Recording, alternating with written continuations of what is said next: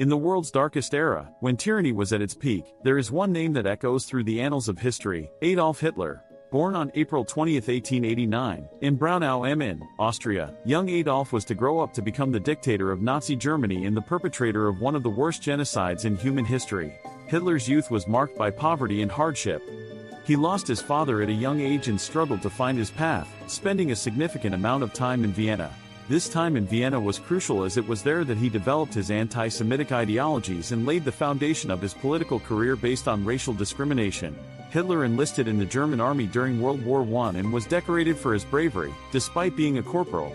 The defeat of Germany in World War I and the signing of the humiliating Treaty of Versailles provided Hitler with a conducive political platform. He soon joined the right-wing National Socialist German Workers' Party, NSDAP, also known as the Nazi Party, and rapidly rose through its ranks. By 1933, Hitler was appointed Chancellor of Germany, and less than a year later, he transformed the democratic government into a single-party totalitarian regime ruled by the Nazis. Under Hitler's command, Germany embarked on a path of militarization, culminating in the annexation of Austria in 1938 and the invasion of Poland in 1939, which marked the beginning of World War II.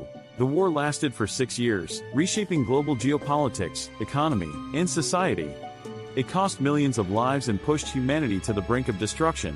The most inhumane act of Hitler's dictatorship was the Holocaust, a systematic, status-sponsored persecution and mass murder of 6 million Jews, along with millions of others, including Slavs, Romani people, and disabled individuals. As the war turned against Germany, Hitler's health began to decline, and he retreated to his underground bunker in Berlin.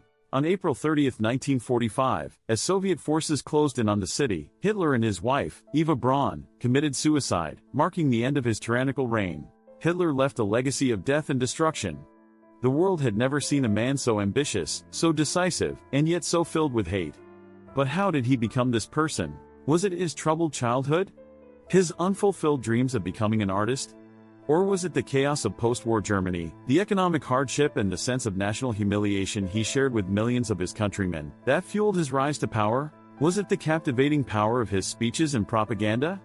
Or was it the series of tactical political maneuvers that ultimately handed him the control of a nation? Or was it the flaws of democracy that he exploited, the disunity of his political opponents that he capitalized on, the fears and prejudices of people that he manipulated, that made him Europe's most dreaded dictator?